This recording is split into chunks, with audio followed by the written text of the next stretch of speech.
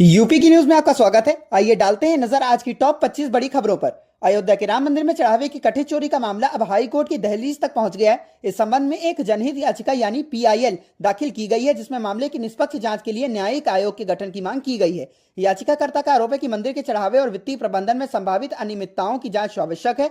साथ ही हाईकोर्ट से मामले में पारदर्शिता सुनिश्चित करने और सच्चाई सामने लाने के लिए आवश्यक निर्देश जारी करने का अनुरोध किया गया है।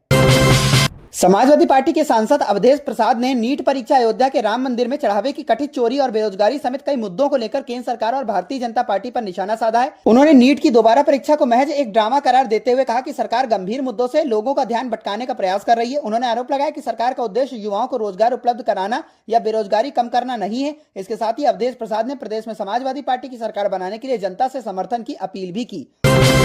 अयोध्या के राम मंदिर में चढ़ावे की कथित चोरी का मामला सामने आने के बाद मथुरा के विश्व प्रसिद्ध ठाकुर बांके बिहारी मंदिर की हाई पावर कमेटी ने भी इससे सबक लेते हुए चढ़ावे की व्यवस्था को और अधिक सुरक्षित तथा पारदर्शी बनाने की दिशा में कदम उठाए।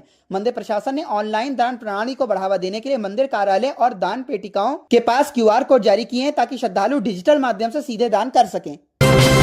अयोध्या के राम मंदिर में चढ़ावे की राशि में कथित गड़बड़ी को लेकर चल रही चर्चाओं के बीच अब बहराइच की दरगाह से भी बड़े पैमाने पर वित्तीय अनियमितताओं के आरोप सामने आए हैं। बहराइच जिले में स्थित वक्फ नंबर 19 दरगाह सैयद सालार मसूद गाजी में भ्रष्टाचार और वित्तीय हेराफेरी के आरोपों के बाद मामले की विशेष जांच दल यानी एसआईटी से जांच कराने की मांग उठी है। भाजपा अल्पसंख्यक मोर्चा के प्रदेश अध्यक्ष कुंवर बासित अली ने मुख्यमंत्री को पत्र लिखकर पूरे प्रकरण की एसआईटी जांच कराने की मांग की है।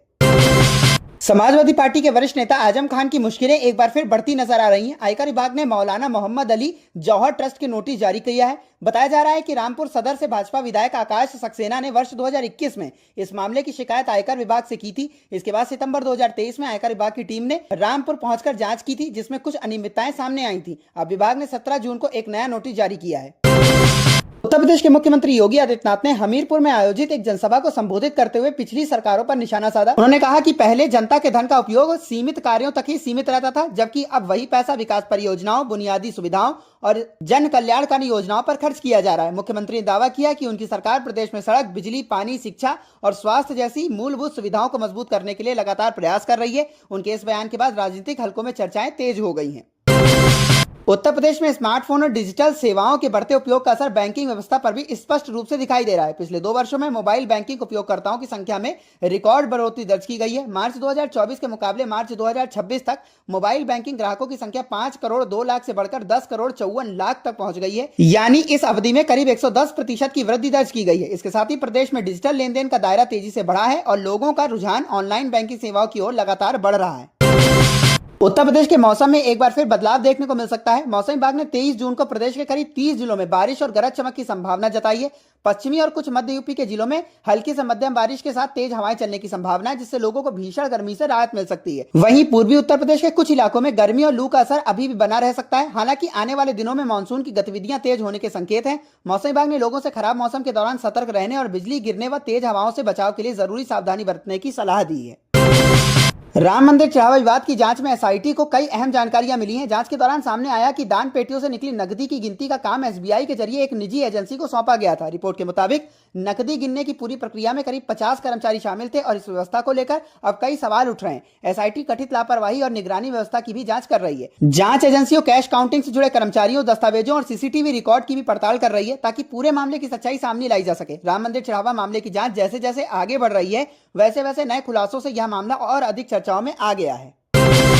मुख्यमंत्री योगी आदित्यनाथ ने लखनऊ में आयोजित जनता दर्शन कार्यक्रम में प्रदेश के विभिन्न जिलों से आए फरियादियों की समस्याएं सुनी और अधिकारियों को उनके त्वरित समाधान के निर्देश दिए। जनता दर्शन के दौरान सीएम योगी ने एक एक कर लोगों से मुलाकात की और उन्हें भरोसा दिलाया कि किसी को परेशान होने की जरूरत नहीं है। सरकार हर परिस्थिति में जनता के साथ खड़ी है। मथुरा से पहुंचे एक बुजुर्ग की अतिक्रमण संबंधी शिकायत पर मुख्यमंत्री ने सख्त रुख अपनाते हुए जिलाधिकारी को मौके पर जाकर जांच करने और दोषियों के खिलाफ तत्काल कार्रवाई के निर्देश दिए। मुख्यमंत्री ने कहा कि जनता से जुड़े मामलों में लापरवाही बर्दाश्त नहीं की जाएगी और सभी शिकायतों का समयबद्ध निस्तारण सुनिश्चित किया जाएगा। नोएडा के बाद अब बुंदेलखंड को उत्तर प्रदेश का दूसरा सबसे बड़ा औद्योगिक शहर मिलने जा रहा है। बुंदेलखंड औद्योगिक विकास प्राधिकरण यानी बीडा के तहत करीब 253 वर्ग किलोमीटर क्षेत्र में आधुनिक इंडस्ट्रियल सिटी विकसित की जा रही है। सरकार का दावा है कि इस महत्वाकांक्षी परियोजना से क्षेत्र में बड़े पैमाने पर निवेश आएगा और करीब 5.6 लाख लोगों के लिए रोजगार के नए अवसर पैदा होंगे। इस औद्योगिक शहर में विस्तृत स्तरीय बुनियादी सुविधाएं, आधुनिक इंफ्रास्ट्रक्चर और उद्योगों के लिए विशेष व्यवस्थाएं विकसित की जाएंगी, जिससे बुंदेलखंड की तस्वीर बदलने की उम्मीद जताई जा रही है। विशेषज्ञों का मानना है कि यह परियोजना बुंदेलखंड को विकास और रोजगार का नया केंद्र बनाने की दिशा में एक बड़ा कदम साबित हो सकती है। हरदोई में निर्माणाधीन पुल पर बड़ा हादसा हो गया। शारदा नहर पर बन रहे पुल का स्लैब अचानक गिर गया, जिससे वहां काम कर रहे कई मजदूर मलबे की चपेट में आ गए। हादसे में कुछ मजदूर घायल हुए, जिन्हें तुरंत अस्पताल पहुंचाया गया। घटना के बाद मौके पर अफरा तफरी मच गई और राहत बचाव कार्य शुरू किया गया। प्रशासन और संबंधित विभाग के अधिकारी घटनास्थल पर पहुंच गए और हादसे के कारणों की जांच शुरू कर दी गई है। मुख्यमंत्री योगी आदित्यनाथ ने घटना का संज्ञान लेते हुए घायलों के समुचित इलाज और मामले की जांच के निर्देश दिए हैं। अयोध्या राम मंदिर चढ़ावा विवाद की जांच में एसआईटी को कई अहम सुराग मिले हैं। जांच के दायरे में आए कुछ आरोपियों से पूछताछ के बाद कथित गड़बड़ियों की परतें खुलती जा रही हैं। रिपोर्ट्स के मुताबिक चंदन, सोमेश, मनीष और लवकु समेत कई लोगों से जुड़े दस्तावेजों और लेन देन की जांच की जा रही है। एसआईटी लगातार संदिग्ध गतिविधियों और आर्थिक रिकॉर्ड खंगाल रही है। जांच एजेंसियों का कहना है कि पूरे मामले में किसी भी दोषी को बख्शा नहीं जाएगा और सभी तथ्यों के आधार पर कार्रवाई की जाएगी। राम मंदिर चढ़ावा मामले की जांच जैसे जैसे आगे बढ़ रही है, वैसे वैसे नए खुलासों से यह मामला अधिक चर्चा का विषय बनता जा रहा है। उत्तर प्रदेश की राजनीति में एक बार फिर गोमती रिवरफ्रंट परियोजना को लेकर बयानबाजी तेज हो गई है। कैबिनेट मंत्री और बसपा प्रमुख ओम प्रकाश राजभर ने समाजवादी पार्टी सरकार के समय हुए गोमती रिवरफ्रंट प्रोजेक्ट में बड़े घोटाले का दावा किया है। राजभर ने आरोप लगाया कि इस परियोजना में भारी वित्तीय अनियमितताएं हुई थी और योगी सरकार लगातार ऐसे मामलों की जांच और कार्रवाई के लिए प्रतिबद्ध है। उन्होंने कहा कि प्रदेश में भ्रष्टाचार के खिलाफ सख्त कार्रवाई की जा रही है और जनता के पैसे का दुरुपयोग करने वालों को बख्शा नहीं जाएगा। गोमती रिवरफ्रंट परियोजना को लेकर दिए गए इस बयान के बाद प्रदेश की सियासत में एक बार फिर आरोप प्रत्यारोप का दौर तेज हो गया है। उत्तर प्रदेश में शिक्षक भर्ती परीक्षा की तैयारी कर रहे अभ्यर्थियों के लिए बड़ी खबर है। भर्ती प्रक्रिया में जुड़ी परीक्षाओं की संभावित तिथियों को लेकर महत्वपूर्ण अपडेट सामने आया है। रिपोर्ट्स के मुताबिक विभिन्न चरणों की परीक्षाओं का कार्यक्रम तय किया जा रहा है और जल्द ही आधिकारिक स्तर पर विस्तृत शेड्यूल जारी किया जा सकता है। लाखों अभ्यर्थी लंबे समय से परीक्षा तिथियों का इंतजार कर रहे हैं। ऐसे में इस अपडेट के बाद उम्मीदवारों ने अपनी तैयारियां और तेज कर दी हैं। अभ्यर्थियों को सलाह दी गई है कि वे आयोग की आधिकारिक वेबसाइट और नोटिफिकेशन पर नजर बनाए रखें ताकि किसी भी नए अपडेट की जानकारी समय पर मिल सके। गोरखपुर कैंट रेलवे स्टेशन के यात्रियों के लिए बड़ी खुशखबरी है। स्टेशन के आधुनिकीकरण के तहत नया प्रदेश द्वार और अतिरिक्त प्लेटफॉर्म विकसित किए जाएंगे। करीब 3,350 करोड़ रुपए की रेलवे परियोजनाओं के तहत गोरखपुर क्षेत्र में यात्री सुविधाओं को बेहतर बनाने और ट्रेनों के संचालन को अधिक सुगम बनाने की तैयारी की जा रही है। नई सुविधाओं के शुरू होने से यात्रियों को स्टेशन पर आने जाने में आसानी होगी और बढ़ती भीड़ को संभालने में भी मदद मिलेगी। रेलवे अधिकारियों का मानना है कि इन परियोजनाओं से गोरखपुर और पूर्वांचल की रेल कनेक्टिविटी को नई मजबूती मिलेगी। मथुरा में गंगा दशहरा पर्व को लेकर तैयारियां तेज हो गई हैं। नगर निगम और प्रशासन ने श्रद्धालुओं की सुविधा के लिए प्रमुख घाटों पर विशेष व्यवस्थाएं शुरू कर दी हैं। इसी क्रम में मेयर ने विभिन्न घाटों का निरीक्षण कर साफ सफाई, सुरक्षा और अन्य व्यवस्थाओं का जायजा लिया। अधिकारियों को सभी तैयारियां समय से पूरे करने के निर्देश दिए गए हैं। पर्व के दौरान बड़ी संख्या में श्रद्धालुओं के पहुंचने की संभावना को देखते हुए घाटों पर अतिरिक्त व्यवस्थाएं और सुरक्षा इंतजाम किए जा रहे हैं। प्रशासन का कहना है कि श्रद्धालुओं को किसी प्रकार की असुविधा न हो, इसके लिए सभी आवश्यक कदम उठाए जा रहे हैं। हाथरस में समाजवादी पार्टी के मजदूर सम्मेलन में भाजपा सरकार की नीतियों पर जमकर निशाना साधा गया। पार्टी नेताओं ने श्रमिकों और किसानों से जुड़े मुद्दों को उठाते हुए 2027 के विधानसभा चुनाव को लेकर बड़ा संदेश दिया। सम्मेलन में वक्ताओं ने दावा किया कि समाजवादी पार्टी मजदूरों और आम जनता के हितों की लड़ाई लड़ती रहेगी और आने वाले चुनाव में मजबूत प्रदर्शन करेगी। नेताओं ने महंगाई, बेरोजगारी और श्रमिकों से जुड़े मुद्दों को लेकर सरकार को घेरने की कोशिश की और कार्यकर्ताओं से संगठन को मजबूत करने का आह्वान किया।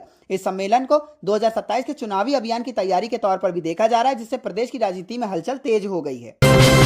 ग्रेटर नोएडा प्राधिकरण ने अवैध कब्जों के खिलाफ बड़ी कार्रवाई करते हुए खोड़ना खुर्द क्षेत्र में अतिक्रमण हटाने का अभियान तेज कर दिया है। प्राधिकरण की टीम ने कब्जा की गई जमीन को मुक्त कराने के लिए बुलडोजर कार्रवाई की। अधिकारियों के मुताबिक सरकारी और प्राधिकरण की जमीन पर अवैध कब्जे की शिकायतें मिलने के बाद यह अभियान चलाया गया। कार्रवाई के दौरान कई अवैध निर्माणों को हटाया गया। प्राधिकरण ने चेतावनी दी है कि सरकारी जमीन पर कब्जा करने वालों के खिलाफ आगे भी सख्त कार्रवाई जारी रहेगी और किसी भी तरह की अवैध प्लॉटिंग को बर्दाश्त नहीं किया जाएगा। इस कार्रवाई के बाद इलाके में हड़कंप मच गया और प्रशासन ने लोगों से जमीन खरीदने से पहले सभी दस्तावेजों की जांच करने की अपील की है। बरेली से समाजवादी पार्टी को लेकर एक नई राजनीतिक मांग सामने आई है। ऑल इंडिया मुस्लिम जमात के राष्ट्रीय अध्यक्ष मौलाना शहाबुद्दीन रिजवी ने सपा प्रमुख अखिलेश यादव को पत्र लिखकर 2027 विधानसभा चुनाव में मुस्लिम चेहरे को मुख्यमंत्री पद का उम्मीदवार घोषित करने की मांग की है। मौलाना का कहना है कि प्रदेश में मुस्लिम समाज की बड़ी हिस्सेदारी और पार्टी को इसका प्रतिनिधित्व भी सुनिश्चित करना चाहिए। उन्होंने कहा कि अगर समाजवादी पार्टी किसी मुस्लिम नेता को मुख्यमंत्री पद का चेहरा बनाकर चुनाव लड़ती है तो इससे पार्टी को बड़ा समर्थन मिल सकता है। इस मांग के सामने आने के बाद उत्तर प्रदेश की राजनीति में नई बहस छिड़ गई है और अब सभी की नजर समाजवादी पार्टी की प्रतिक्रिया पर टिकी हुई है। बरेली समेत पूरे उत्तर प्रदेश के छात्रों और शिक्षकों के लिए बड़ी खबर है। बोर्ड परीक्षाओं से जुड़े अंकों को ऑनलाइन पोर्टल पर अपलोड करने की अंतिम तिथि 25 जून निर्धारित की गई है। शिक्षा विभाग ने सभी विद्यालयों और संबंधित अधिकारियों को तय समय सीमा के भीतर अंक अपलोड करने के निर्देश दिए ताकि रिजल्ट प्रक्रिया में किसी प्रकार की देरी ना हो। अधिकारियों ने साफ किया कि समय पर अंक अपलोड नहीं होने की स्थिति में संबंधित स्कूलों और कर्मचारियों की जवाबदेही तय की जा सकती है। छात्रों और अभिभावकों से अपील की गई है कि वे अपने स्कूलों से संपर्क कर रहे हैं और परीक्षा से जुड़े सभी अपडेट पर नजर बनाए रखें। ललितपुर में भगवान जगन्नाथ की भव्य रथ यात्रा को लेकर तैयारियां शुरू हो गई। स्थानीय प्रशासन और आयोजित समिति की बैठक में निर्णय लिया गया है कि इस वर्ष रथ यात्रा 16 जुलाई को निकाली जाएगी। रथ यात्रा के दौरान सुरक्षा, साफ सफाई और श्रद्धालुओं की सुविधा को लेकर विशेष इंतजाम किए जाएंगे। प्रशासन ने संबंधित विभागों को समय से सभी तैयारियां पूरी करने के निर्देश दिए हैं। हर साल की तरह इस बार भी बड़ी संख्या में श्रद्धालुओं के शामिल होने की संभावना जताई जा रही है, जिसे देखते हुए व्यापक व्यवस्थाएं की जा रही है। भगवान जगन्नाथ की रथ यात्रा को लेकर शहर में उत्साह का माहौल है और श्रद्धालु इस धार्मिक आयोजन का बेसब्री से इंतजार कर रहे हैं। छत्रपति शाहू जी महाराज विश्वविद्यालय यानी CSJMU कानपुर में स्पोर्ट्स कोटे से प्रवेश लेने वाले छात्रों के लिए बड़ी खबर है। विश्वविद्यालय ने दस्तावेज सत्यापन की प्रक्रिया 29 और 30 जून को आयोजित करने का फैसला किया है। स्पोर्ट्स कोटे के तहत आवेदन करने वाले अभ्यर्थियों को निर्धारित तिथियों पर अपने प्रमाण पत्रों और जरूरी दस्तावेजों के साथ उपस्थित होना होगा। विश्वविद्यालय प्रशासन ने स्पष्ट किया कि सत्यापन प्रक्रिया पूरी होने के बाद ही आगे की प्रवेश प्रक्रिया शुरू की जाए। छात्रों को सलाह दी गई है कि वे समय पर सभी जरूरी दस्तावेजों के साथ पहुंचे ताकि प्रवेश प्रक्रिया में किसी तरह की परेशानी का सामना न करना पड़े। एटा में जिलाधिकारी अरविंद सिंह ने ईवीएम और वीवीपैट वेयर हाउस का निरीक्षण कर सुरक्षा व्यवस्थाओं का जायजा लिया। इस दौरान उन्होंने अधिकारियों को चुनाव आयोग के निर्देशों का पूरी तरह पालन करने के निर्देश दिए। निरीक्षण के दौरान सीसीटीवी कैमरों, सुरक्षा व्यवस्था और वेयर हाउस में रखी मशीनों की निगरानी व्यवस्था की समीक्षा की गई। जिलाधिकारी ने कहा कि ईवीएम और वीवीपैट की सुरक्षा सर्वोच्च प्राथमिकता है और इसमें किसी प्रकार की लापरवाही बर्दाश्त नहीं की जाएगी। प्रशासन ने सभी संबंधित अधिकारियों को सुरक्षा मानकों का सख्ती से पालन करने और नियमित निगरानी बनाए रखने के निर्देश दिए हैं।